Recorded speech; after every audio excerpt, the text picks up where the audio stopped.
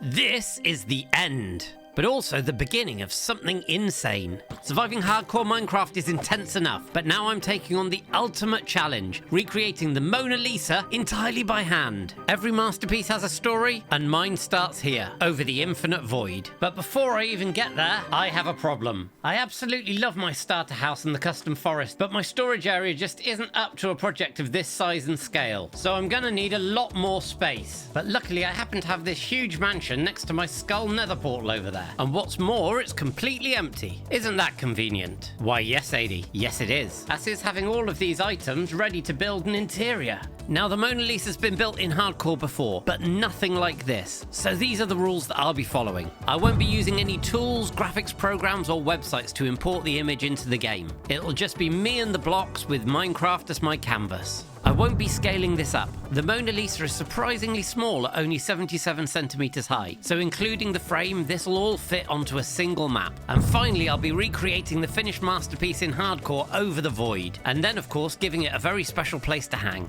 These rules will make it much more difficult, but I'm up to the challenge. Something else that was a challenge was getting all of the resources across here, which took me literally hours. But now they're in and this place is finished, I'm really happy with it. I've got a little bedroom, got a little library, a little ensuite, a nice big dining table, and another bathroom. Up here, loads and loads more storage. Yes, there's no kitchen, so I guess I'm getting takeout. And on the top floor, it's still empty. But there's a very good reason for that. And that's the same reason I'm going to build the finished result in the void. Because the void has a very special feature when it comes to maps. Whenever you place blocks, you can normally see the texture, like with these pearlescent frog lights that I've placed, and even the void itself has a texture on this map. But something very special happens when you put down glass. The void texture disappears, and you can see the paper underneath as the map has become transparent. When you then put this in an item frame, you can then see through to the underneath, which normally just means you can see the item frame. Or can you? Because you can get invisible item frames in the game. As I'm in hardcore, this isn't going to work, but I'm not going to give up that easily. So I found myself a mod that means I don't need to go into creative to give myself one. All I need to do is shift and click on the item frame, and it works perfectly. So this will give me the ideal canvas for the Mona Lisa, just with two slight problems. I'm going to need to get myself 10 shulker boxes of sand to turn into glass, and this is what I'm currently using to cook things. So I'm definitely going to need a super smelter, and the latter is what this space and these items are for.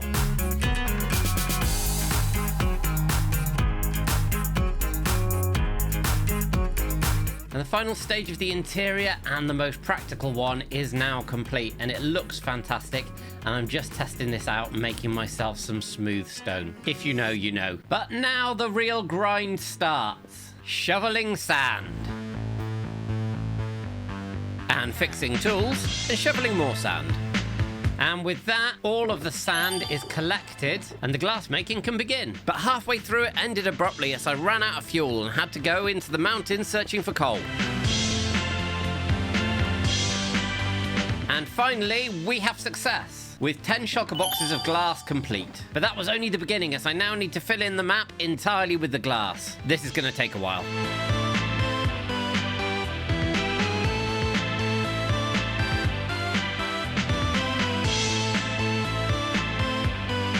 After many hours and several close calls due to a sore pinky finger, this map is done. And aside from the block that I'm standing on, we have our invisible map, which incidentally looks really weird when you put it in an item frame. Ever so slightly cursed. But now the hard work really starts. So I started up a creative world and made myself a big blank canvas. And the first thing, creating a frame. I created a rough estimation of what the frame should be and found the center of the map. Then I realized it was really important to get the right dimensions for this, for it to look correct. So it's time for some calculations. The painting itself is 77 centimeters by 53 centimeters. To get that into a map size, you need to multiply that by 1.28 for the 128 blocks. And voila, that gave me the correct dimensions. So I then applied these to my canvas before adjusting the frame to be consistent and doing one final tweak. Now the moment of truth to see how how that lines up on the actual Mona Lisa. Yep, I'm happy with that. So I spent several hours testing all the color blocks in the game, which gave me this very, very colorful output, which gives me every color available for a map in the game and the blocks that should be easiest to collect to achieve that. I'm a little disappointed that there aren't more, but I'll make the best of what I've got. I started by creating some of the base details for the frame and then replicating them all the way around. Once that was done, it was the painstaking task, and believe me when I say this took a long time, of creating a downlighting effect so all of the details were picked out by the light. But when it was done, I was happy with the result, and now it's time to rebuild this over the void. And although most of these resources will come from my incredibly high-tech wood farm, leave me alone. It works, alright?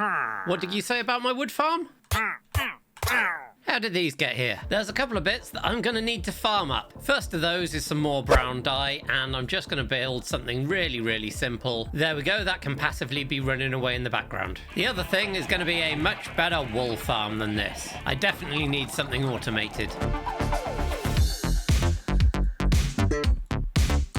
I've set up 24 bays that are all ready to go. That'll be 16 for all of the colours and then an extra 8 for whatever I need the bulk of. Now I just need to go and collect myself some sheep. So I put my collection of magically appearing leads to good use and made sure I got all of the sheep dyed.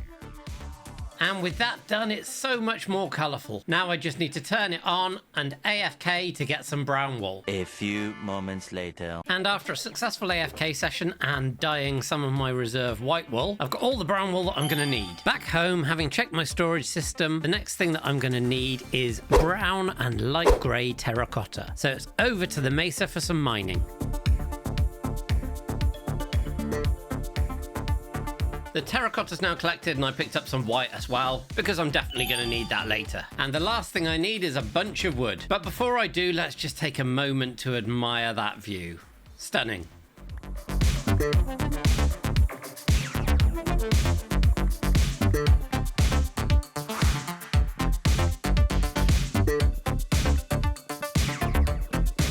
And after some crafting, I've now got everything that I'm gonna need. And that can mean only one thing. It's time to get building.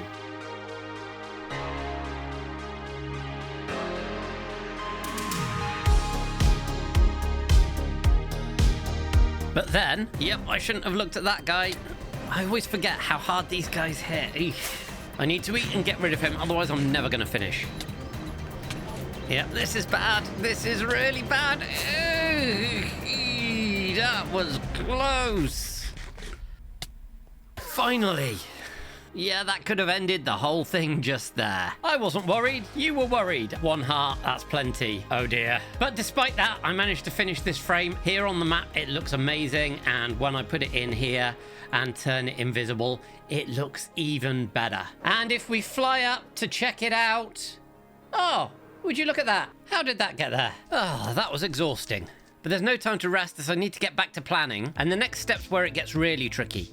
Roughing out the actual image. I started by working out a good size for a grid and applying it onto my frame, before overlaying it onto the high-resolution picture of the Mona Lisa that I'd be using. This is a method that artists have been using for hundreds of years to help get things in roughly the right position. Starting from the top of the head, I created the outline of the Mona Lisa before filling in some of the details like the face and hands. Having the grid in place meant that I could put these in the right locations, before finishing off the portrait and going on to the background. Then it was just a couple of final tweaks to make sure I was happy with the output. And now the moment of truth. How does that stack up against the original? Awesome, I'm super happy with that. Now to rebuild this in hardcore. But first I need to get myself a bunch of black concrete. Whilst doing some tidying up before drawing Mona, I had a brilliant realization. I've got all this concrete powder, but I don't actually need to turn that into concrete before I place it down. I can just place concrete powder and then a water bucket and turn loads of it in one go. AD, you're a genius. And now just to check out the map. Oh. Yeah, something's gone wrong. Maybe I'm not such a genius after all. Anyway, let's get that sorted. And after a couple of tweaks, that's much better. That's definitely getting there. And with that, I need to start thinking about where I'm going to put the finished result. Because although it would look great here, or even here, a painting this special deserves a worthy place. So I headed off over the mountains to find somewhere appropriate. And this place is perfect. A nice big clearing with some amazing views. So I set up another portal to connect up, but I am going to need to flatten this place and clear some of these trees. And that means I need to do something dangerous. Because last episode, whilst I was in the nether, I picked up my third wither skull. This view as I fly in always looks so epic. There we are. So now I need to brew up some potions, get prepared, and head down to the mine for a wither fight. And all the prep's now done. I've got my potions. Now just to get this thing started.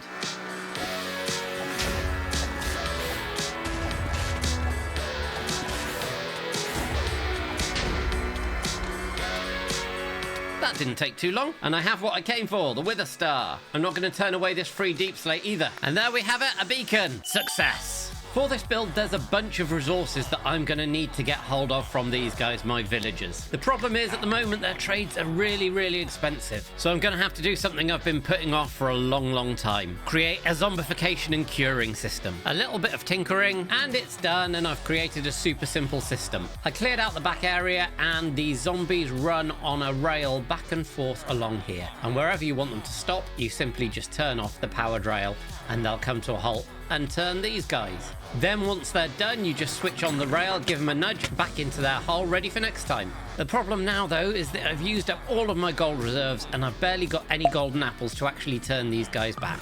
The solution is to head to the mesa on a little gold mining trip. I can now craft all the golden apples that I'll need. With the sounds of villager healing still ringing in my ears, it's time to get this area cleared out. But first, gotta shriek.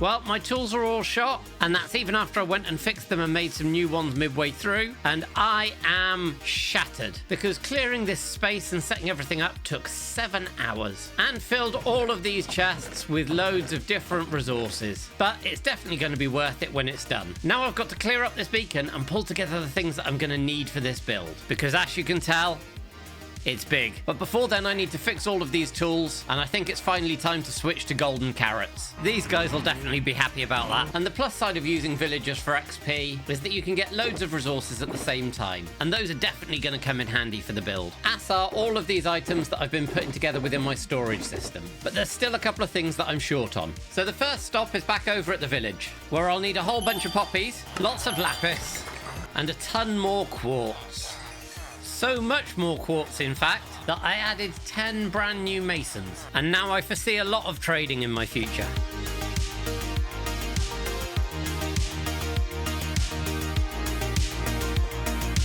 And now finally I have enough quartz, I hope. And the final thing I need before I can get this build done is some more terracotta. So I found myself a suitable hill, now to get mining. I mean, sunsets over the mesa are something else, aren't they? And now I'm done and surrounded by a sea of materials, it's time to get building.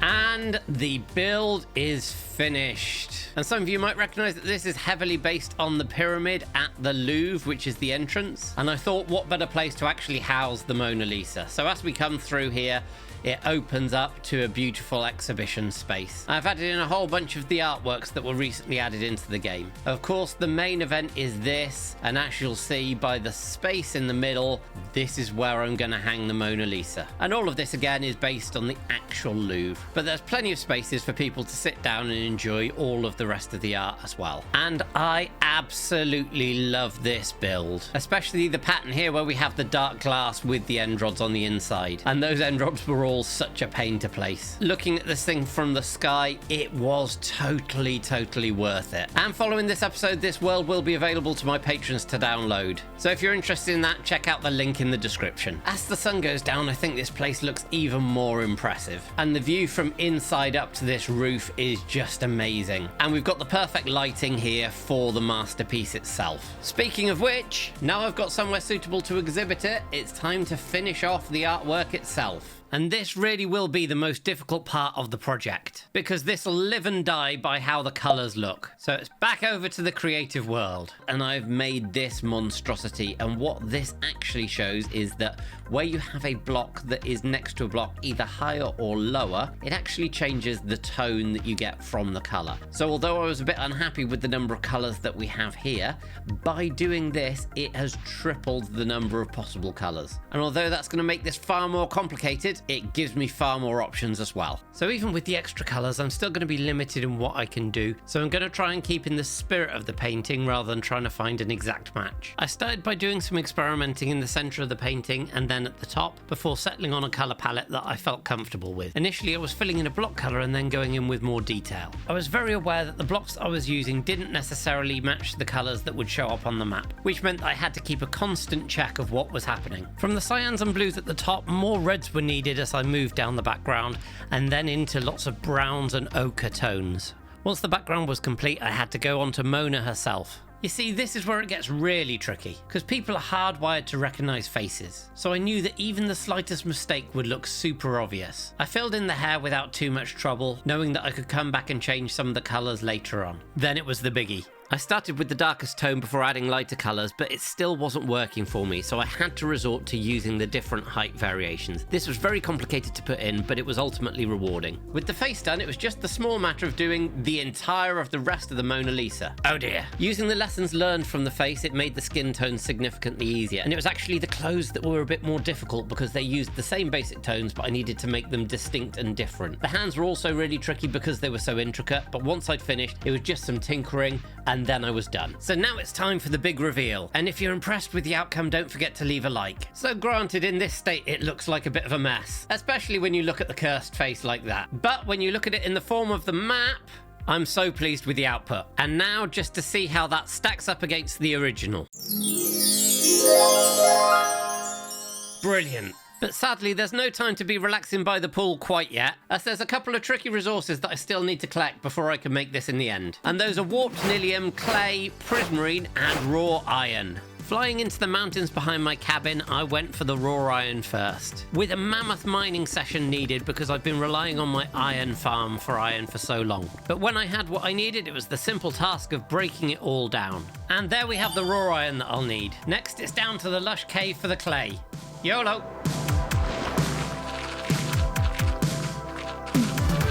There we go, that's more than enough. Unfortunately for the nilium, that means that I need to go down into the nether.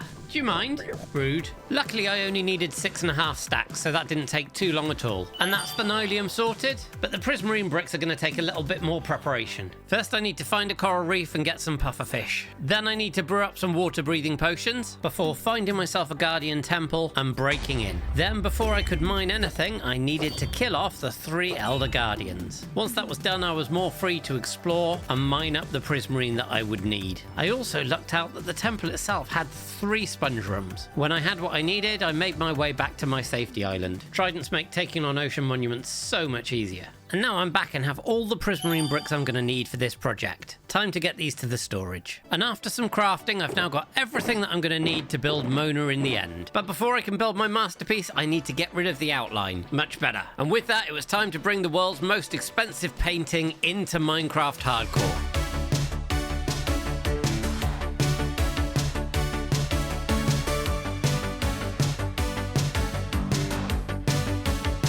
It's done. And if I take a look at the map, it looks amazing. And it looks even better when I put it in an item frame. I'm so pleased with how that's turned out. Now time to lock it and copy it. But before I hang this, there's 2 things I'm going to need. Because although this looks great, if I make a couple of glow item frames and hang the painting here, that makes it really pop. And secondly, this space looks a little bit empty, because a masterpiece like this deserves a crowd to admire it. Luckily, there's a solution, as there's a mod called Straw Statues, which is a bit like the Armor Stand mod, only it allows you to apply skins to the models and also control all of the elements of their pose. Love your face. So I'm going to spend a little bit of time adding some life to this area. And now that that's done, I absolutely love how that makes the area look. From loads of groups of people wandering around the outside of the building, through the main entrance into the exhibition space. There's so many little stories and so much more life now that's been added in. But there's a focus on one thing that still seems to be missing. So now to make sure that I add in the finished Mona Lisa. So for everybody's benefit, and there we have it. Would you just take a look at that? I'm so pleased with this outcome. At night, it really comes to life with the glowing surround. Now that's in place from up here as you come in, it looks amazing. Well, I think I achieved my goal, even though it was a massive grind. If you've enjoyed the video, hit that like button and make sure to leave me a comment, and I'll see you all next time on ADcraft.